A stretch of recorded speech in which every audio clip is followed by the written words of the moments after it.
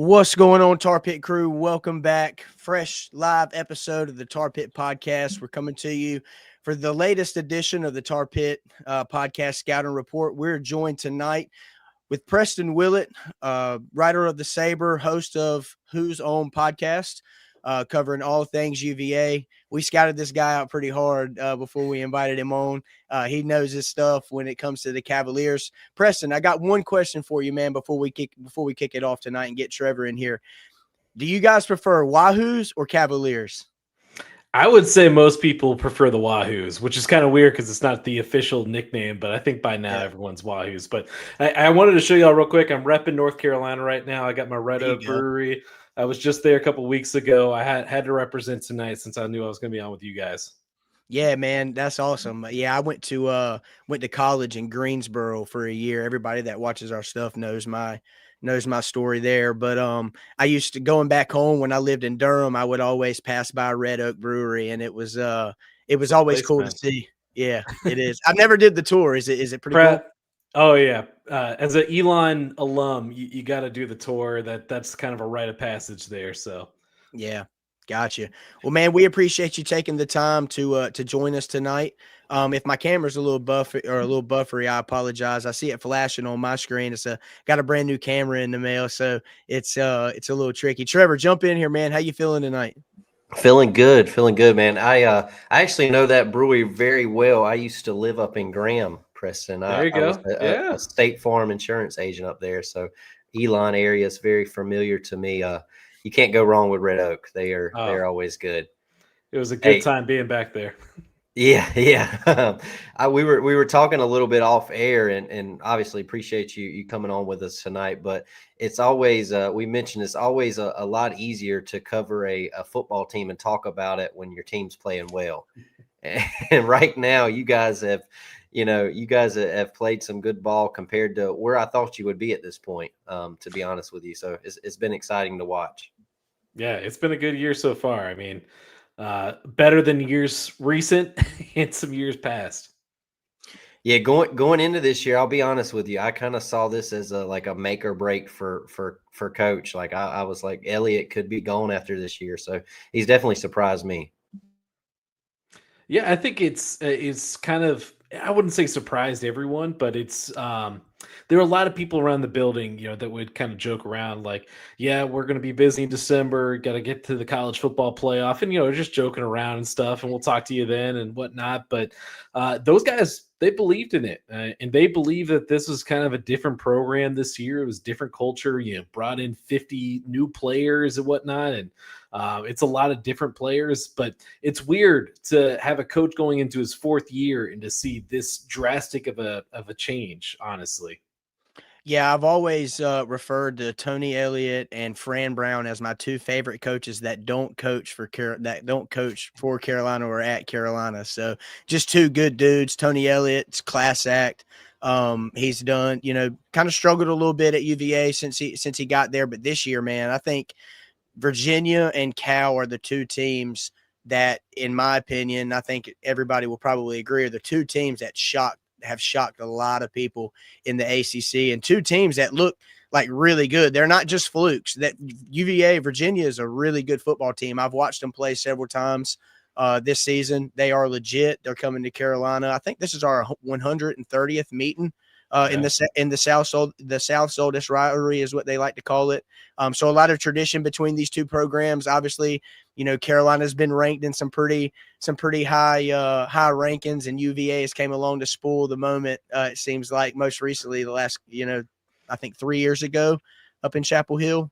I can remember that game like it was yesterday, but nonetheless, excited to welcome UVA back. Appreciate all you guys join in tonight, wherever you're catching this from, whether it be YouTube, Twitter, Instagram, wherever you are. We really appreciate it. And if you've got time and if you could take a moment, it would really help us out if you could share the stream, like, retweet, give us a follow or subscribe. That would mean the world to us as well, as we try to grow this thing. And we've taken some big leaps this year here at the Tar Pit Podcast, and it's an exciting time. I know the product on the field, what seems like last week, kind of got a little bit better.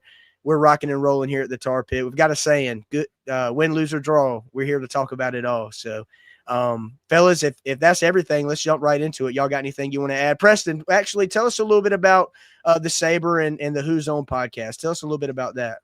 Yeah, gosh, the Sabre.com's been around forever. I'm just a recent addition to it a couple years ago. Worked in TV before that and got into kind of more of the writing side and podcasting. But yeah, Sabre.com's been around since the 90s. So glad to be part of that team. We got a lot of stuff all year round. Getting amped up for basketball season right now. It's kind of weird because normally UVA fans have already transitioned their mind to basketball season by this point, but no one's ready to let this football season slip by them right now. So and the Who's On podcast, this started up just over a year ago, right before last football season. And last year was kind of an interesting year because the football season didn't go that great. Tony Bennett retires out of nowhere for basketball. The baseball season didn't get off to a great start, and then Brian O'Connor leaves for baseball. So it's been an interesting year, but it looks like we're turning the corner here. So it's been fun times, and you can find us on Apple, Spotify, YouTube, wherever you find your podcast, man. Yeah, lots of bulletin board material for you guys, and same thing with us here, man. It's been an interesting time. I've started this podcast 3 years ago with my buddy Dylan, and then Trevor joined us last year, and then Dylan dropped off, and then we brought Chris on. So it's been a good thing, man. We've been blessed to do this podcast thing, and thankful for everybody that's tuned into us. Preston, I'll tell you this: when I looked at your profile on your handle on Twitter, I noticed you were a lover of The Office. So when I saw that you wrote at the Sabre, I kind of chuckled because if you remember in The Office, Sabre was the company that took over for with Dunder Mifflin. So any of our Office geeks in the out here that's watching, you'll understand that. I pronounce it Sabre all the time. Sabre, yeah. Who's your favorite character on The Office? Let me ask that. Yeah, I got kind of a weird one. I'm a big Andy Bernard fan, which it was kind of bittersweet when he kind of took a downturn in the later seasons. But love me some Nard Dog, yeah. My guy is Dwight. Will always, hands down, forever be Dwight Schrute. Dwight K. Schrute. D-White. Yeah, that's my guy. That's my guy. Trevor, you got anything you want to throw in here, brother, before we get going? Yeah, I got one question I want to get out of the way before we get rolling. So there was about 2 weeks ago, there was a viral post that kind of went viral. I believe it was The Athletic that posted it, that our GM, Michael Lombardi, had basically told Chandler Morris that we didn't want him. We weren't taking him. He wasn't going to make it. And I believe it was Monday, there was like some backtracking there, and apparently it's not true. So I want to ask you, Preston, you're there. What's the truth on that story, straight from you? I mean, as with any story in college football, it's a little bit here, a little bit there. It's, I know a lot of people at The Athletic, and, they do some really good work over there, and including Brendan Marks, who was on that. He's a good friend of mine, but I was surprised when I got like the push notification on my phone about a Chandler Morris story, and I thought they had written like a feature on him. So I click it, I'm reading it, and I'm like, oh no, this is about Bill Belichick and Michael Lombardi. So it's kind of weird. And that's what Chandler Morris had said, to the media the other day. He was like, I didn't even know about it. One of his offensive linemen shared it with him because he's not on social media anymore. So I think it's a little bit here, a little bit there. Belichick and said that, him and Lombardi did talk to Morris's agent. Who knows if there was actually like interest shared between the two, but he ends up at UVA with, Tony Elliott, a guy he knows since he was, 10 years old. So I think everything worked out in the end. Well, I'm glad you said that, because when I saw that article, I remember sitting in my car and I'm like, this joker's going to put 50 points on us, and he may still do it. But when I saw that, I was like, you've got to be kidding me. So that makes me feel a little better about it. And, players could be a little coy sometimes. They're like, oh, they don't want to give it away that, I did want to go to UNC. So who knows? But, I think there's always a little bit of truth in most stuff. Well, guys, let's jump right into it if you guys are ready. Our next segment is called Moving the Chains, where we focus on the opponent's offense and Carolina's defense. Some names to watch out for And we'll start with the guy we were just talking about, none other than Mr. Chandler Morris. Comes in. We were talking off of air, man. I think this is his sixth year of college football, which is not unlikely or unheard of, I guess you could say, in today's landscape of college football. But guys, he's came in and has lit it up. 145 on 211 for 1,600 passing yards. 11 touchdowns, 4 interceptions, highly productive. If I'm not mistaken, can beat you with his legs as well. Very much a dual threat quarterback. And Preston, I want to kick it off, man, and start with the main man at the helm. I mean, that play right there in that game, that's just a how bad do you freaking want it a moment right there. But I want to talk to you a little bit about your quarterback, man, your main guy. He comes into UVA this season and really just revitalizes everything on that offense. We'll talk about your other guy behind him or beside him here in just a little bit. But what kind of went in the process of getting Chandler Morris on campus and ultimately signing to UVA for this season? And just what has he meant to the program and what you would call this amazing start to the season? 6-1, 16th ranked in the country coming into Chapel Hill on Saturday. What has your main man at QB done for you guys, and what went into getting him? Yeah, well, if you'll allow me, I'm a big storyteller, so let me go back a little bit. Roll with it, brother. I've talked with Chandler's dad, Chad Morris, who's the former offensive coordinator at Clemson. He was head coach at SMU, Arkansas, and he's kind of bounced around college football. He's taken a year off this year to just focus on Chandler's last sixth and final year of college football. This is the last. There's not another one coming up. But yeah, he told me, he's the example of a coach's kid. Growing up, he was writing playbooks in elementary school in the playground with some of the other coaches' kids there at Clemson. I think Brent Venable's kids was with him down there on the playground, and that's kind of just what Chandler Morris has always been. But he got off to a really interesting start in his college career. Started at Oklahoma. I think that was when Spencer Rattler was there, and then moved on to TCU. He was the starting quarterback on that TCU team that went to the national championship at the beginning of the season. He got hurt, and that's what allowed Max Duggan to take over the role and kind of go on to the incredible career he had. Morris, he was close to quitting. He was considering just getting out of football, but went to North Texas to a coach in Eric Morris. No relation, but if you don't know about Eric Morris, he's the guy that discovered Cam Ward as a 0-star prospect. He's the guy that discovered John Mateer, the 0-star prospect. And so he revitalized Chandler Morris and kind of allowed him to fall in love with football again. And that's what made him so attractive to Virginia. Obviously, Tony Elliott and Chad Morris had that relationship from when they were at Clemson together. And so that's kind of what led one thing to another, and that's how Chandler Morris ended up there. But you mentioned earlier on that run against Florida State, it was kind of do what it takes. That's what Chandler Morris does. He's got a close relationship with Baker Mayfield, and there's no surprise there because that's who he reminds you of is Baker Mayfield. The way that he moves in the pocket. Don't get me wrong, Virginia's offensive line vastly improved this year, but one of the reasons that Chandler Morris doesn't get sacked so often is because he moves his feet so well and he feels that pressure, and so he can evade the pocket, and he's got some good legs when he runs, man. Virginia started to use him a little bit more on some quarterback design runs onto the outside. It kind of catches opponents off guard, so he can score on you or get a big 40-yard. There he goes right now. So he can get out and get loose with it, but he's a gamer, man, a warrior. That's how Tony Elliott likes to describe him, and that's just kind of what he does. He can make the throws, but at the same time, he's just going to go out there and do whatever it takes. I'm glad you mentioned the Baker Mayfield comp because I had not thought of that, but watching them now, man, that especially after watching Monday night's game like that's spot on. I can definitely see that.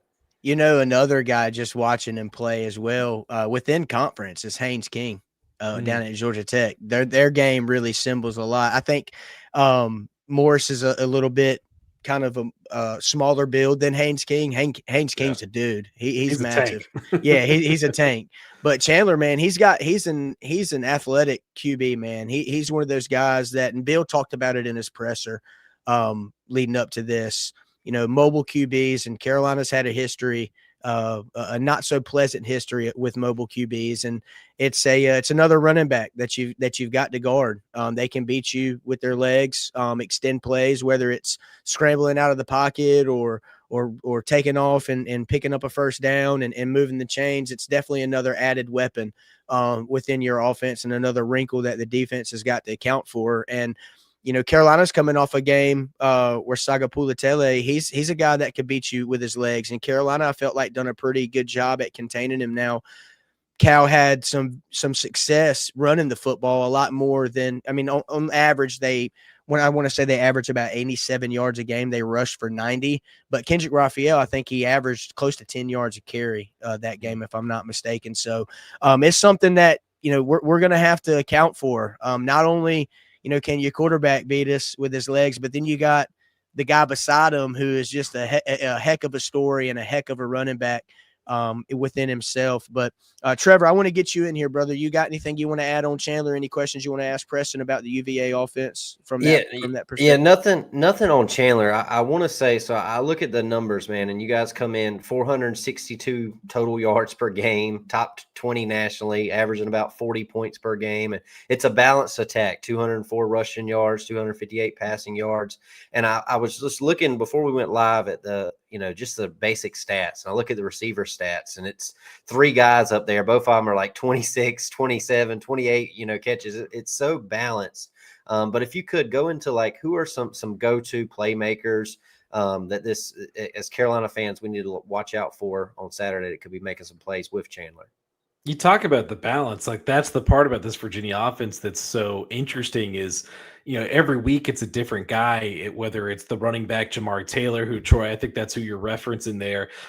You got the receivers, like you mentioned, Trevor, Trell Harris is probably the top receiver, but maybe only by an inch because Cam Ross is right there and he got knocked out last weekend, but coaching staff said he's been practicing this week. He'll be good to go for Saturday down Chapel Hill. Jamal Edgerrin had his kind of breakout game last week against Washington State. He's a big body receiver, and I kind of related him to I don't know if y'all watch the 49ers, but they've got a guy in Juwan Jennings who's they have this thing, third and Juwan, like they're going to him on third downs. UVA is going to Jamal Edgerrin on third downs. We just don't have a catchy, catchphrase yet. And then at tight end, Sage Ennis has been a guy that has done a lot more as a receiver this year. He was injured last year, but he stepped up there. But it can come from anywhere. Harrison Whaley is the third string running back. He'll probably be elevated to the number 2 running back with Xavier Brown out for this weekend. And he's a guy that can, turn it loose out there. So it's a new guy every week, guys. And that's the part that these players love so much is like, it could be whoever. So, yeah, I want to say, we'll kind of jump into your running back room a little bit more. Obviously, headlined by none other than Jamari Taylor, a guy that, I'm from Durham. So when I learned that he transferred from Central, I thought that was a pretty cool little tidbit there. But you talk about a guy that, burst onto the scene. I don't even really think he was recruited that highly out of the transfer portal, was he? He had some looks, and there's an interesting story with him that there might have been some tampering last year with a school that's very close to Virginia and Virginia Tech that might have been waiting for him, on the sidelines of the games, and the North Carolina Central coach got upset about it. But hey, Jamari Taylor, that dude is a tank, but he's also got some athleticism. He can bounce it out and go for some big runs like he did earlier this year against NC State. But the best thing about him, and the thing that this Virginia team needed the most, is a guy that's reliable in those short yardage situations. And honestly, I get a little upset or questioning of Des Kitchings, the offensive coordinator, anytime it's 4th and 1 or 3rd and 1 and they're not giving him the ball, because that guy is almost automatic when he gets the ball in those situations. They've got a direct snap play this year that goes straight to him. That's what they won the Louisville game on in overtime. So that's a play that they use down near the goal line and on those short yardage situations to pick up the yards, and they'll bring in extra offensive linemen to block for him. But Jamari Taylor, he just doesn't go down with that first tackler. So you got to bring 2, 3, 4 guys up to tackle him. That's what Washington State did so well last week, is they kind of funneled everything inside and got multiple guys on him. Yeah, and for all of our listeners that don't know of Jamari Taylor, 108 carries, 512 yards, averaging 4.7 yards a carry. And get this, you talk about the production, putting up points, 8 touchdowns through 7 games now, I think it is. This will be our 8th, maybe. I'm bad at math, so don't hold me to that. But just a guy that is highly productive. But you said Xavier Brown, he's out for the game, correct? Yeah, he suffered a injury last week, kind of limped off the field. He's a guy that's battled injuries throughout his career. He's electric when he's on the field if he can stay there, but yeah, he'll be out for this week. One thing that I noticed with this Virginia running back room, Trevor, and I'll make this point and I'll get you in here, bro. I ain't forgot about you, I promise. But it's headlined by Jamari Taylor, but then you've got Harrison Whaley, 36 carries, 253 and 5 touchdowns. And then Xavier Brown, 51 carries, 241 and a touchdown as well. And then Chandler, 33 carries, 191 yards, 4 touchdowns. But just not only is it spearheaded by a guy that's arguably one of the best running backs in college football, certainly in the ACC, but to me in college football that I've seen, talk about the depth that you have at the position a little bit more, because it seems like a room that, no matter, it's like a running back by committee. I'll go back to my fantasy terms, fantasy football terms. It's a running back by committee kind of room. Is that the case? Yeah, definitely. I mean, Jamari Taylor is kind of the lead guy, but they'll use those other guys throughout the game. Xavier Brown will usually be kind of the change of pace guy. He's a little bit more of explosive, kind of bounces out to the edge. Jamari and him call themselves thing 1 and thing 2. So they're going to be down thing 2 this week, although they never actually said who's thing 1 and who's thing 2. But Harrison Whaley, interesting thing about that guy, he's actually the current active leader in career rushing yards in all of college football. The guy tore it up in Northern Illinois and at Wyoming, despite being injured. He has a 70-yard rushing touchdown against Texas from his Wyoming days. So the dude performs against some big teams. So he's going to be the second guy in there this week, but also a guy you didn't mention that has kind of been nicked up and injured. He had a high ankle sprain early in the year is Noah Vaughn. Vaughn rushed for over 100 yards against William & Mary earlier this year. It was his first 100-yard game. And then he got hurt on that last carry. So he is expected to come back this week. Kind of how UVA does this thing. It's kind of weird. And, fans get excited because guys start to warm up the game before they come back. So UVA lets all the guys that are injured warm up 1 week. They don't play that week, and then they come back the next week. And that's what happened with Noah Vaughn, and also the center for UVA, Brady Wilson. He's expected to come back this week too. So that's huge for this offensive line. He's one of the best centers in the country. Yeah, if there's a guy that Trevor, I'm sorry, but I had to get this while it was on my head. If there's a guy that Carolina fans may need to watch out for, it's Noah Vaughn, who you just mentioned, because he hasn't played in a while. If he's coming back this weekend, he's surefire to have a breakout game against Carolina. He's an X factor, even if that's how it always seems to work, right? Yeah, Trev, every time. I was going to ask, and you went into it a little bit earlier, but obviously when your offense is putting up the numbers we read out, 40 points a game, there's not many struggles. But when UVA has struggled on offense, what have you seen that's worked for defenses, and what's went into those struggles? Well, guys, they're in the middle of a little offensive slump right now after these past 2 games against Louisville and also Washington State. They have the bye week in between that, but those are their 2 lowest offensive outputs of the season so far. And really, what I see, and I know other people kind of point to different things, but what I see is a team that is struggling to get into rhythm. And so early on in these games, their first offensive drive, the first offensive drive, that's the one that your offensive coordinator is scripted up. They're ready to go. That's usually the one they do really well on. I'm sure y'all remember that from the TCU game to start the season. About every game, it seems like, Preston. Yeah, that's the one we get right. That's the one you want to get right, because that's the one you script out. But Virginia hasn't done well on those lately, and that's kind of weird because normally they do well on those as well. So because of that, they're losing the time of possession battle to Louisville and Washington State. They're not staying on the field. They're not kind of getting into that rhythm. Chandler Morris is, kind of a little stop and start. And so that's the biggest thing I've seen lately is when they're struggling, it's because they don't look like they're in a rhythm and they're not churning out these longer drives. Now I say that, and they have done the long drives when it counts. Like against Washington State, they needed to go 97 yards and they had to score a touchdown on this drive in the fourth quarter. And that's exactly what they did. So they can do it, but if they're not in a rhythm, that's when things can kind of get a little greasy and, they don't, they can't really get things going.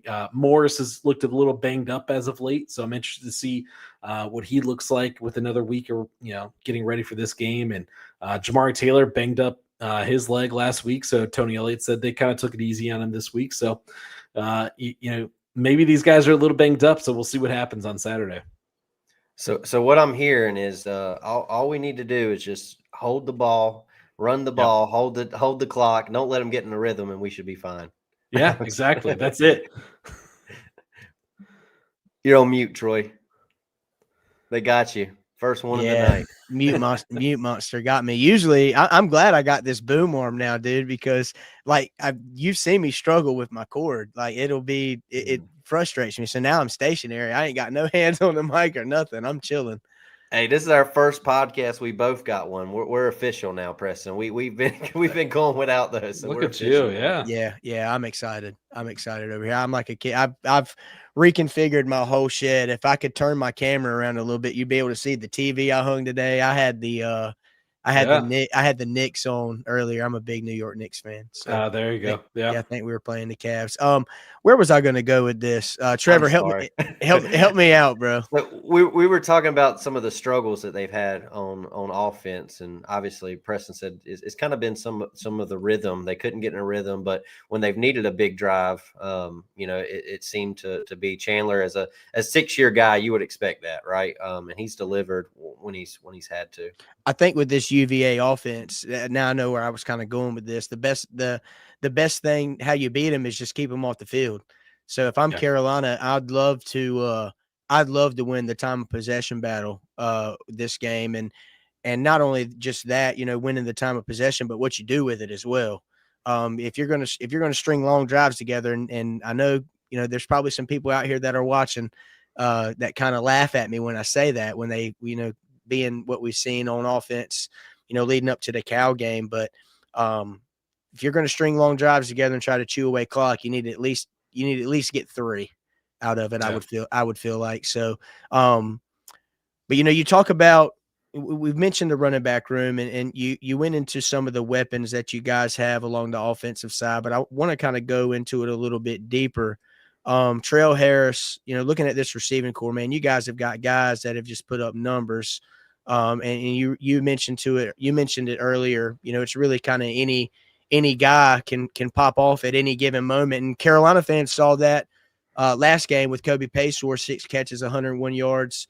And he led all receivers. But talk to us a little bit about your wide receiver room. What is your offensive coordinator like to do to get those guys involved? They seem to be a pretty reliable group from what I understand, just looking at stats of them.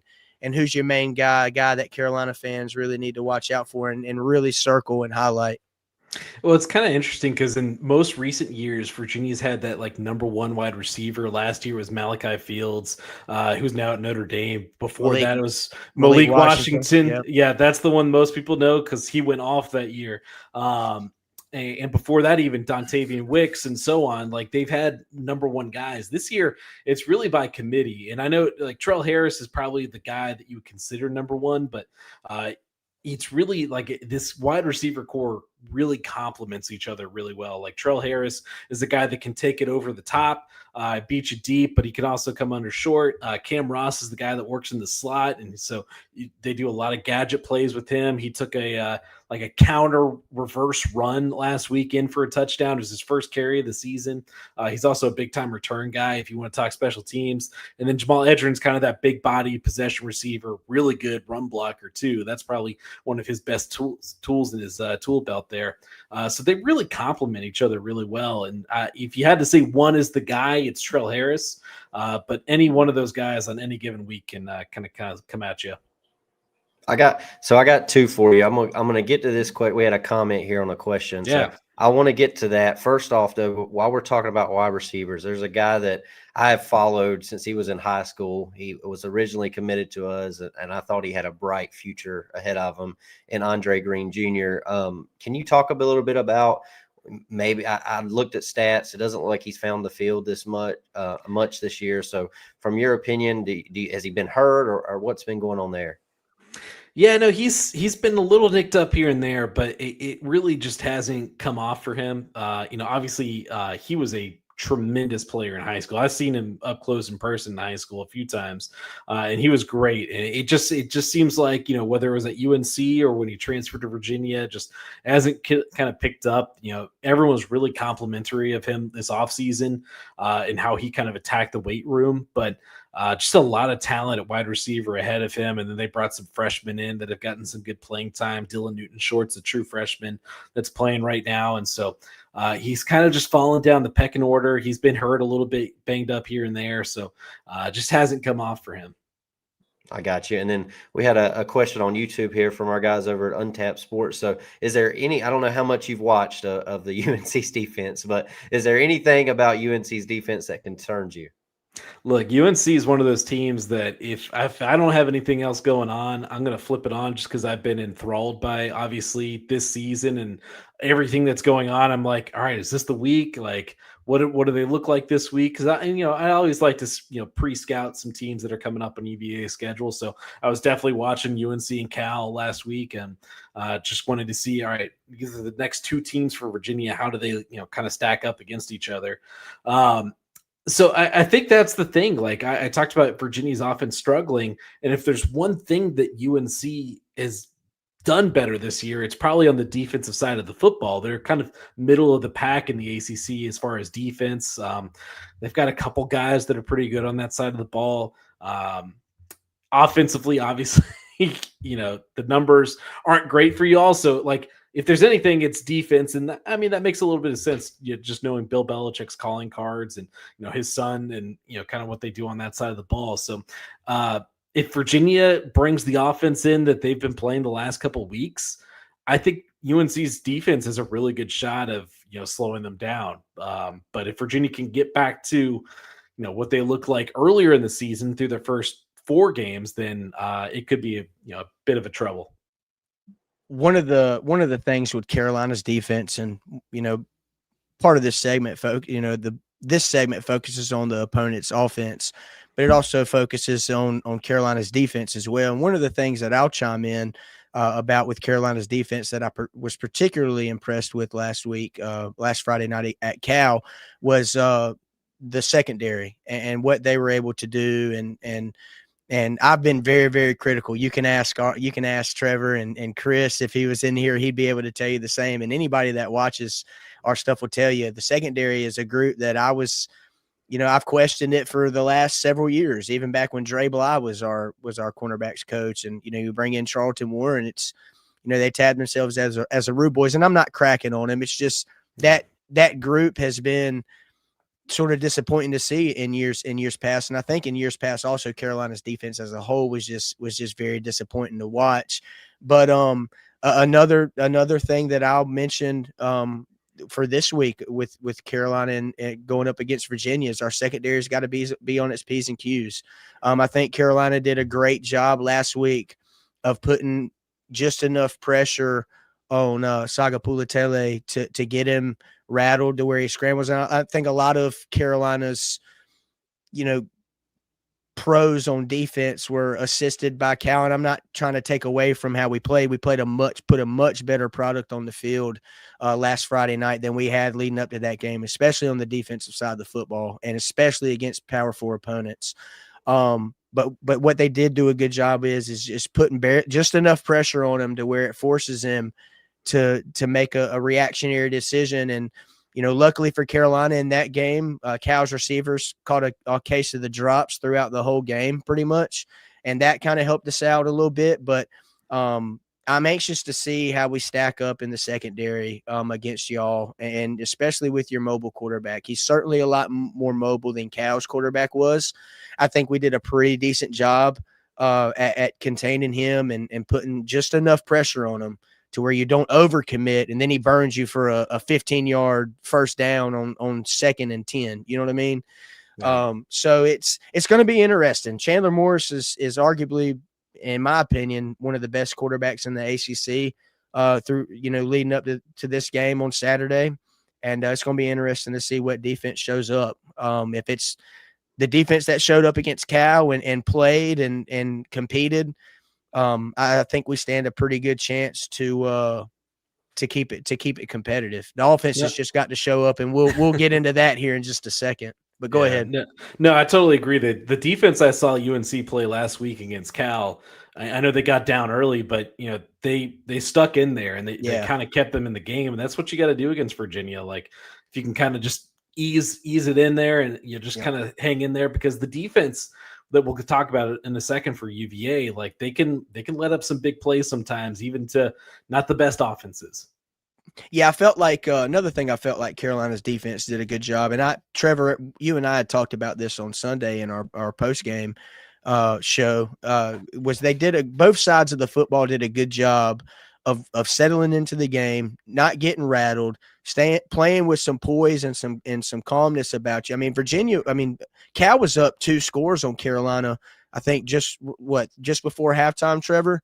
I think we may have even came out of half down by 2 scores, but regardless, they did enough and stayed in the game mentally wise and let the game play itself out, played competitive, kept up with Cal, and let the game play out how it was going to play out. And Carolina got some stops late in that game against Cal, put our offense back on the field, and we were just the nose of a football away from crossing the goal line from coming back to the East Coast with a W. So I will say that's another thing that I'm interested to see as well. Carolina's coming off a game where they didn't win, but you could find wins on tape, and we'll see how they build off of that. I'm anxious to see what product we put out there on the field. So Trevor, you got anything you want to add to that? Yeah, I thought this was funny. Our guy John Suck.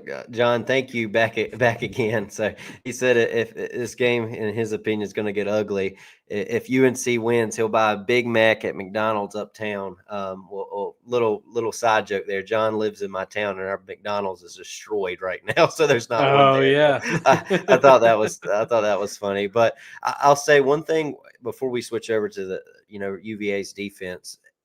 Where we struggled last week was we couldn't get off the field on 3rd down, I felt. And that was a big frustration for me. We'd get in 3rd and long. We just couldn't get off the field. And if you go back earlier, Preston told us who the ball was going to on 3rd down. So if we could just take that guy out, hopefully we'll be fine. But no, man, we can that's all I had on the offensive side of the ball. If we want to turn the page to defense, I was looking at the numbers here, Preston, and on defense, you guys are, quietly, this defense is having a pretty good year too. Only allowing 23 points a game, 120 rushing yards per game, 230 passing yards per game. On the defensive side of the ball, what's kind of been that backbone to that success and that early start on defense? Yeah, this defense took a lot of beating and criticism towards the beginning of the year, especially after the NC State loss, where they let Hollywood Smothers run all over them. And I mean, gosh, who is Hollywood Smothers not running all over right now for NC State? But they took some beatings early on in the season, and they let up some big pass plays against William & Mary and Stanford, and then against Florida State as well. But I came away from the Florida State game was kind of a turning point for this defense, because they gave us some big plays to Castellanos and Deuce Robinson, but they also held strong towards down the end of the stretch there, and they made some big plays, and especially the guys on the defensive line, they contained Tommy Castellanos. Mitchell Melton's a defensive end transfer from Ohio State. He won a national championship last year, came to UVA. He's been doing great. He's a 2-time ACC Player of the Week. Cam Robinson, honestly, Virginia fans' biggest what if so far this season is, what if Cam Robinson was healthy for the first 3 games and he played against NC State? They probably get a win, because some of the plays that weren't being made were by the guy that was filling in for him. So like if he was in those positions to make those plays, maybe they get a couple more stops. If Cam Robinson, their star linebacker, is there, he's the guy that won them the game on a safety. I don't know about you guys. I haven't seen a team win a game on a safety in college football. Like, I think it's only happened 3 times in the NFL. And the last time it happened in college football, it was Iowa, of course, because they can't score any other points. So yeah, this defense is slowly grown, and they've really, taken on this identity from John Radzinski of bend but don't break.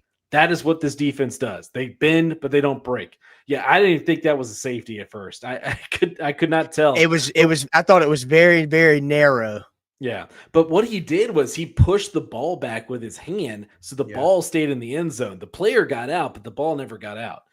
It was really a wild play. Looking at the replay a couple times. Hey, and that's a shout out to your coaching staff. Bill talked about it. I think one of the reporters in his Monday press conference asked, obviously Nathan Leacock, the fumble on the goal line, but leading up to that, we also had 2 more fumbles. I think Carolina had 3 fumbles last week against Cal.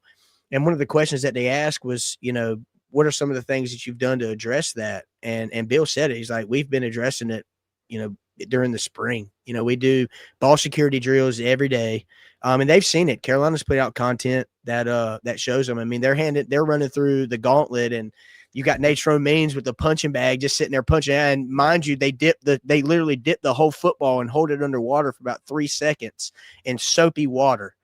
So it's just the wherewithal to have, for that Cal defender to make that play at that moment. You look at that, and you were talking about it on the replay, just to have the situational awareness to make that football play. It's, that's a testament to your coaching staff. They're teaching the right things up there at Charlottesville. Talk about that a little bit. How is this? You talk about the identity of the defense, and this is John Radzinski's 3rd season, I think, as your defensive coordinator. 4th year, yep. Yeah, 4th year. How is this defense in his tenure grown from what you've seen in years prior? Because this is a hard hitting. This is a defense that's coming to hit you and make plays. I watched them against Florida State and in the Outer Banks, and it's a defense that you heard pads popping pretty much all 4 quarters. Oh, yeah, especially in that Washington State game. Like, both teams were coming out to hit. Yeah, Radzinski, he had a great start to his career at UVA. Of course, Virginia, if you go back to that 2021 team that Virginia had, that they could put up, tons of points, but they also could give up 60 points like they did a couple times. That was when Brendan Armstrong threw for like 5,000 yards that year. Exactly. Or something like that. So Virginia fans were scarred by defense going into that. Radzinski was able to come in and kind of get them back to a base level, but then it was just tough. They didn't have the horses to play a good, solid defense. And so you're starting to see some better defense this year because they are deep on the defensive line. They got some big guys. They roll 8, 9, 10 deep guys on the defensive line. They got a whole separate, pass rush package that only comes in for 3rd down. Linebacker wise, they got Cam Robinson, they got James Jackson, who's been in the program forever. And they brought in another guy, Maddox Marcellus, who, should get some praise here because he's been big on 3rd downs for them as just another athletic guy out there on the field. And my favorite guy right now is the nickelback, Jason Brevard. He's 6'3", around 200 pounds, something like that. Played at Morgan State last year. They got this guy from Morgan State. He was an outside corner. He's moved inside to nickelback. I don't know if y'all saw the highlights from the Florida State game, but this guy came on a blitz off the edge, tipped the pass from Castellanos, and caught it himself for an interception. It's the craziest defensive play that I've seen at Virginia in my 10 years covering the team. And so he's a special playmaker. He's also the guy that got the interception to seal the game. He's the guy that got the interception against Washington State to help them get a field goal to tie the game. So they got playmakers back there. The biggest problem, and I'm sure y'all are going to ask about this, and since I'm on the secondary, I might as well talk about it. A lot of new pieces back there and a lot of big communication errors back there. And so, sometimes this is when we get those big 60-yard plays because the safety and the corner aren't on the same page. Maybe the corner's dropping 10, 15 yards, but he's supposed to carry on with the receiver further down the field, and the safety's like, I think I got to go this way, and that's how things have gotten off track for this Virginia defense. And if you got a good receiver this year, like we've seen Virginia struggle with against Chris Bell from Louisville. I mean, who's not struggling against that guy right now? But Juice Robinson, from Florida State, and even Josh Meredith from Washington State last week. They've all had good games against Virginia. So these guys, it's there for the taking. I like that. So you mentioned that, and you talk about guys that have stepped up. Well, last week for the first time all year, we saw a receiver go over 100 yards, and that was Kobe Paysauer. So it'll be fun to watch to see if he can build off that performance. And I wouldn't mind them blowing a few coverages this week. I'll be honest with you, Preston. It wouldn't make me mad at all if they decide to set a few down. But I know you talked about a lot of guys, and you may have mentioned. Go ahead. Hey, Trev, I want to get this in real quick. I want to shout out to the people that are watching tonight. I think we're just under 300 people that are viewing right now.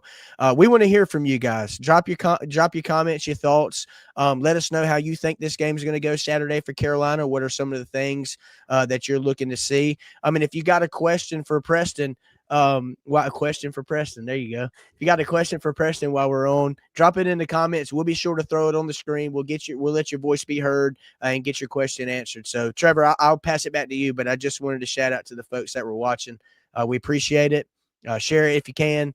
Give us a follow or subscribe while you're there as well. Trevor, I'm gonna pass it back to you, brother. Yes, sir. Yes, sir. We appreciate it always. But yeah, man. So you may have mentioned him already, but in your eyes, who's the leader or the tone setter on this defense? That and I guess you mentioned 50 new players, so it may be a guy that's new, but who is kind of taking over that role?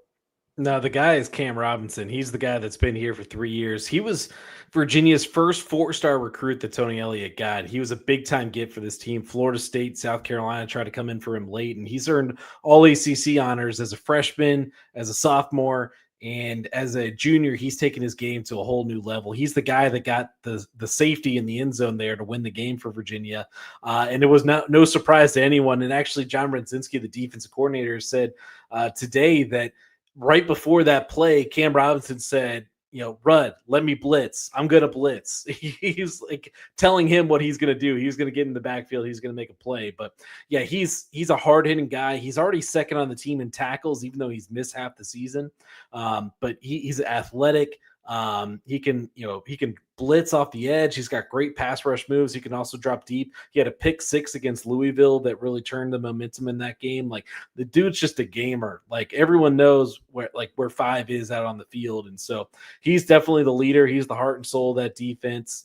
And yeah, everyone looks to him to go make those big plays. I'll kind of switch gears here a little bit, fellas, and Trevor, I'll let you get back in here to throw some more stuff out there. One thing for Carolina that I think we've got to get going, and I know at this point with our offense, it's we've put some pretty questionable performances out on the field leading up to this one. Cal, I felt like was our best game of the year. I think everybody will probably agree with that. But you look at the scoreboard, and we only scored 18 points. But nonetheless, I think for Carolina this game, in order to be successful on offense, and right now at this point, I'll kind of take what I can get from them a little bit. But I'm interested to see what kind of run game they get established against UVA. Do you know, Preston, just how many yards Virginia's given up a game rushing? Is that something you could tell us? Yeah. If my stats are right, it's 120 per game. 120. Yeah, I'll go with you. I had it somewhere here, but yeah. They've been pretty good against the run this year. I think last week Washington State had a little bit of success, kind of running, but yeah, they've done a pretty good job against the run outside of the NC State game, honestly, when Hollywood Smothers just went off. But they've been pretty stout because the defensive line, they rotate so often. They got a lot of big guys there on the inside. And really, once Cam Robinson came back, he's a guy that kind of shored up some of those angles because you got a guy that is athletic enough to make all those plays. So yeah, they've been doing better. And that's why we've seen the secondary kind of been the punching bag this year because teams are having to go to the air because they can't establish anything on the ground. I'm looking to see just how much more involved Benjamin Hall gets in this game. Trevor, you mentioned Kobe Paysauer in the career game that I think that was his career high for receiving yards. Maybe don't quote me on that, but I thought I saw a stat there somewhere along the lines of that. But I'm interested to see just how much usage we get out of Benjamin Hall. Bill has been adamant, that it changes, week to week. Guys are going to get opportunities, and I felt like Benjamin Hall did a really solid job. Trevor, you and I were talking about it in our pregame show. Literally, we were live hours before kickoff.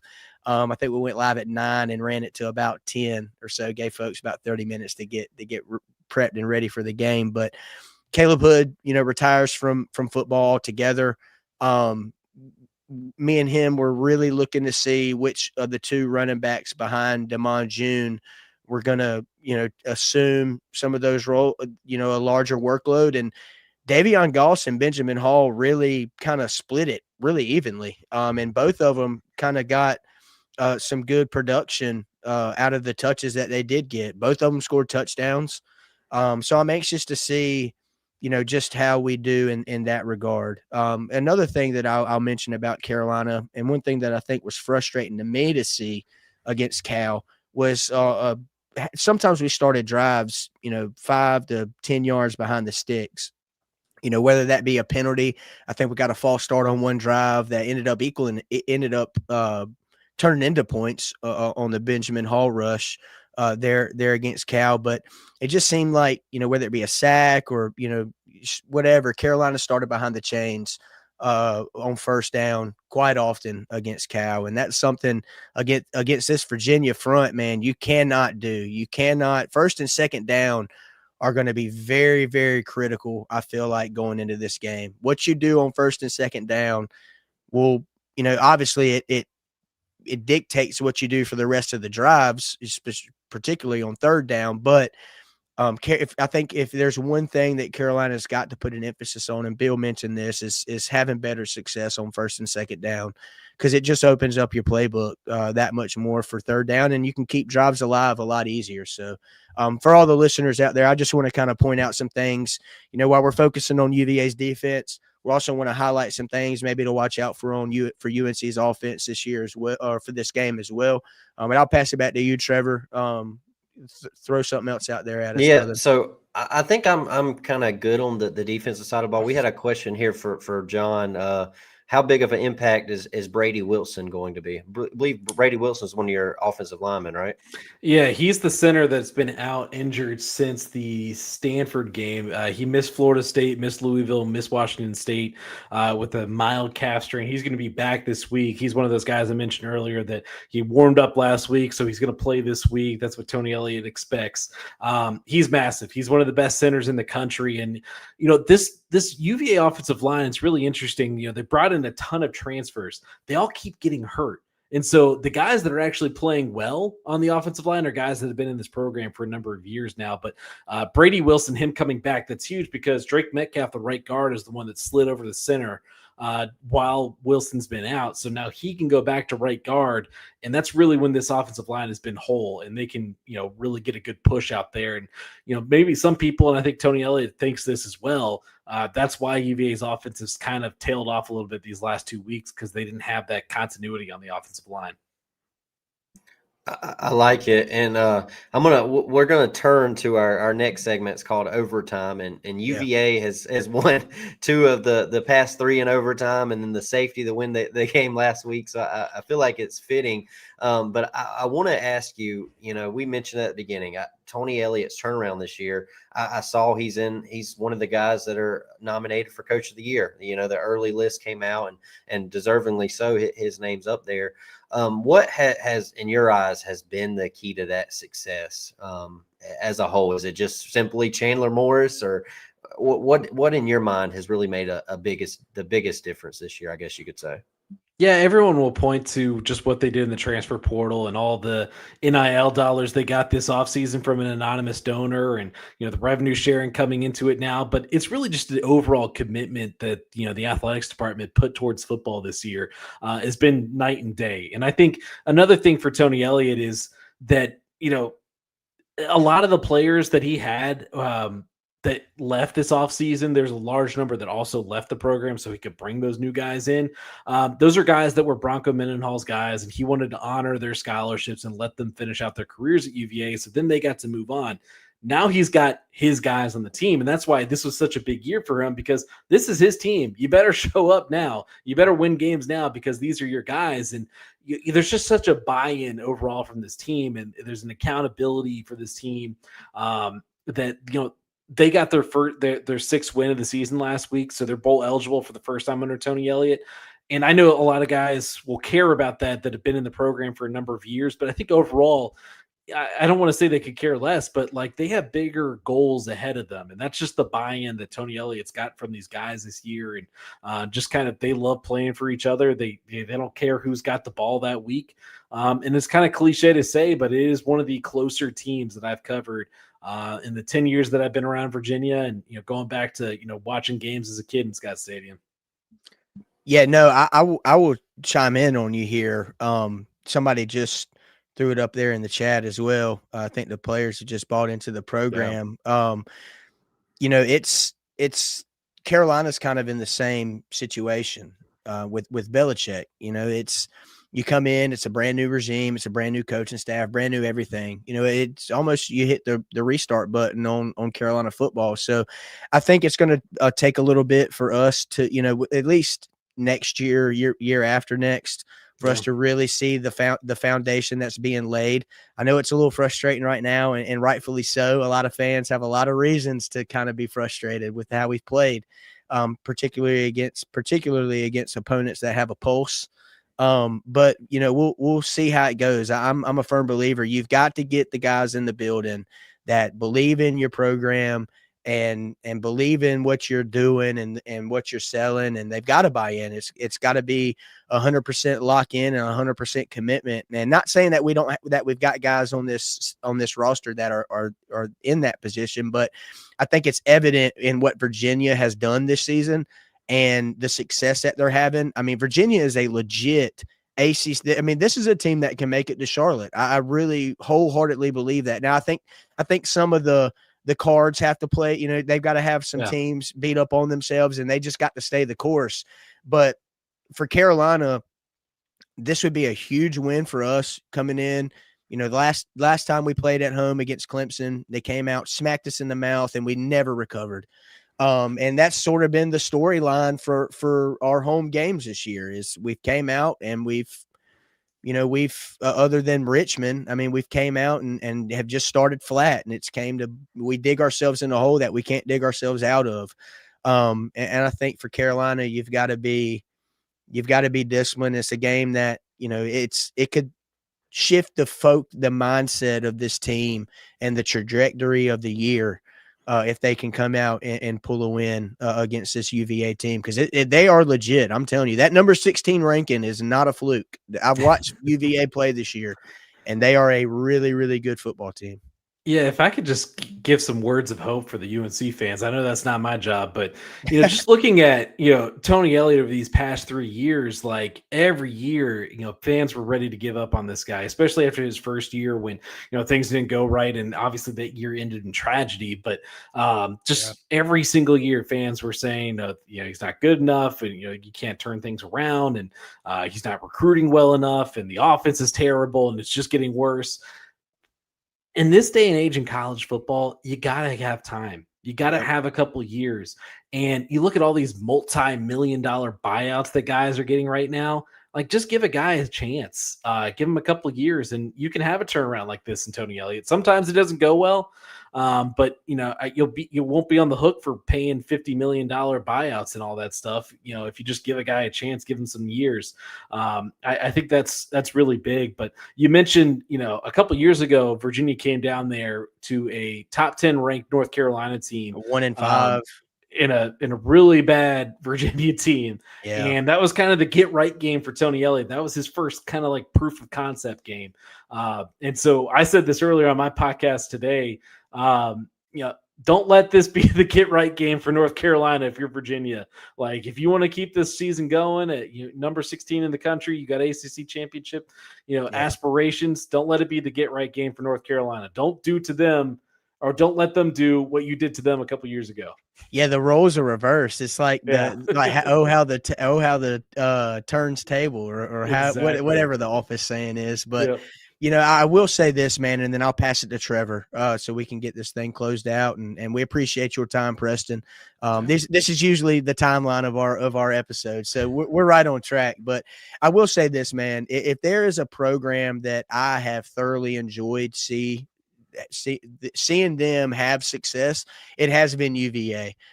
Because, Virginia for a long time, man, it just seems like the ACC is more fun in terms of football and competitive wise when the original ACC schools are doing well in both football and basketball. And, and you bring up the tragedy from a few years ago surrounding the football team. And, with that, and not only that, and I mentioned it earlier in the podcast, Tony Elliott just seems like a guy that is just hands down a great dude, someone you can kick it with on a Sunday and chop it up about. I'm sure he'd be awesome to have on a podcast, man, and just chop it up with and talk ball. But I will say this as a Carolina fan, I know some people may kind of kill me for this, but if there is a team that I am enjoy and see have some success, it has been UVA this season, because the program, like you mentioned, when tragedy sparked and some of the struggles that they've had after that, and then just the type of coach that you have, man, the type of guy he is, it's been cool to see. They are legit. I'm not lying when I say that. So, Trev, what you got? Yeah, so I got one last one, and you kind of went into it, Preston. I was going to bring up that matchup a few years ago and say I hope this is our game to get right, because we owe you guys one for that one. I don't know if I'll ever forget that game. We were at a high, man. We were rolling, and then we lose that one and lose back to back, and it all fell apart. But if Virginia does come out and stumble, in your eyes, what do you think the reason is, and what would be, if you saw them stumbling, what would you say was probably the cause of that? Yeah, you mentioned the success on first and second down. That's been something that's kind of hurt this team in the recent weeks when their offense has been struggling. So if they come out and they got a punt on their first series of the game, and then UNC kind of eats up some clock, and against Louisville they had one possession in the whole first quarter. Like they could not get on the field. So if that starts to happen, and then Virginia just can't get into a rhythm offensively, like I said before, that's when things could start to get downhill. And if the secondary has some miscommunication problems, and they get some big plays, that's probably it. I don't think this team, Virginia is just not a team that's turned the ball over. They're one of the top teams in the country. They've only had 5 turnovers on the year.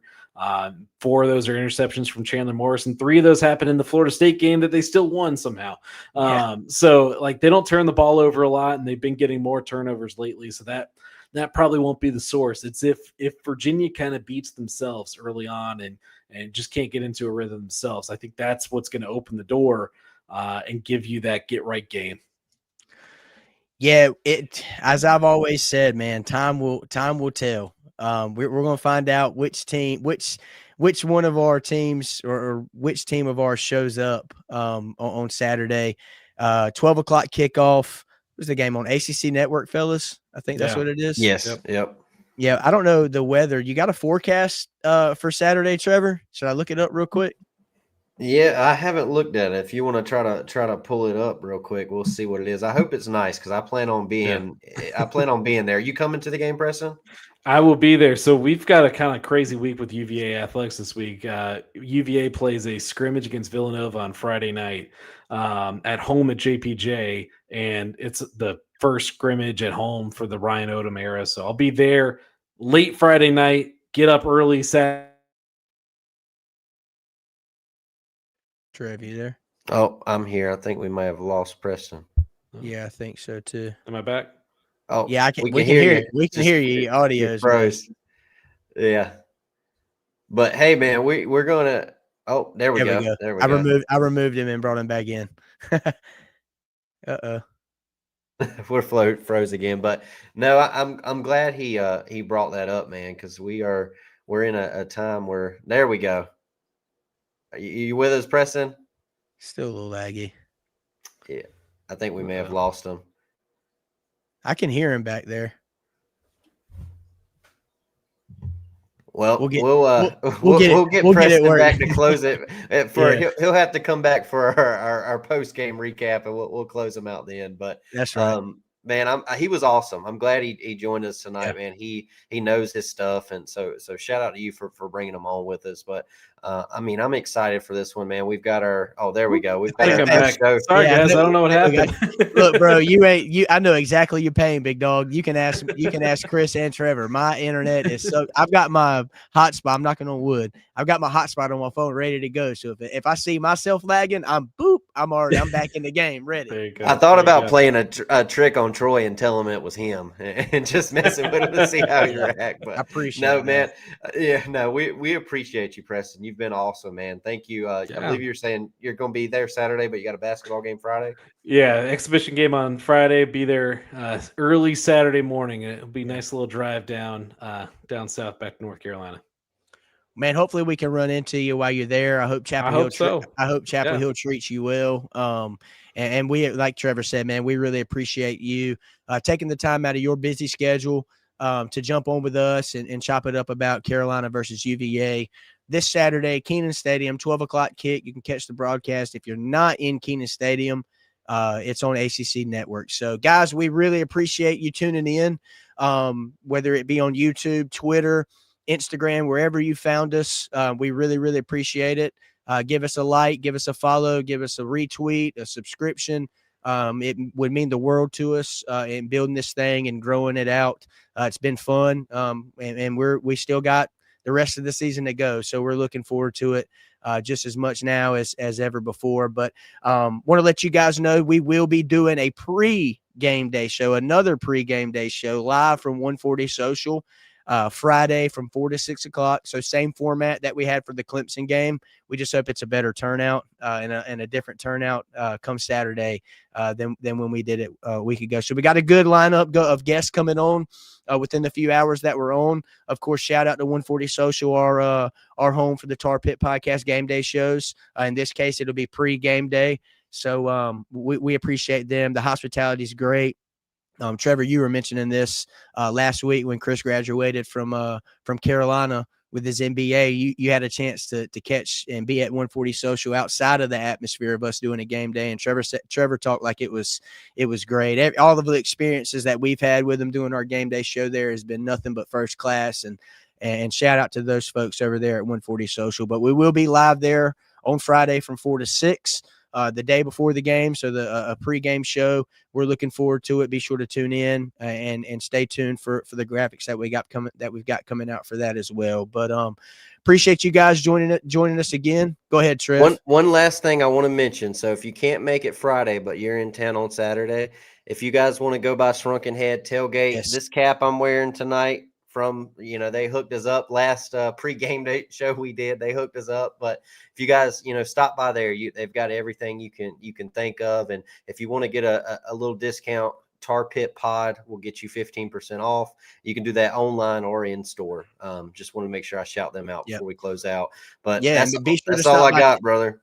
Be sure to stop by Tailgate as well. They've got some good stuff going down there. I think it's 2 doors down from the actual Shrunken Head boutique. But they've got some good things at Tailgate by Shrunken Head as well. And that code is good for both stores. So we appreciate our partnership with them. They've been nothing but great to us. And we hope we can return the favor to them with that relationship going forward. So, hey, what you got? Until next time. Hey, yeah, I was going to say, we appreciate all y'all joining in. But until next time. Go Heels. Go Heels. Hey Tar Pit crew, thanks for hanging with us today. Quick shout out. Today's episode is powered by Untapped Sports Network. Big thanks to them for the support. If you like this episode, do us a favor. Like it, drop a comment, and share it with a friend. That kind of support goes a long way in keeping the podcast rolling. Make sure you're subscribed and following the Tar Pit Podcast on whatever platform you're listening on right now. And don't forget to follow us on social. We're on X, formerly Twitter, TikTok, Instagram, and YouTube. Just search the Tar Pit Podcast and you'll find us. Until next time, go Heels.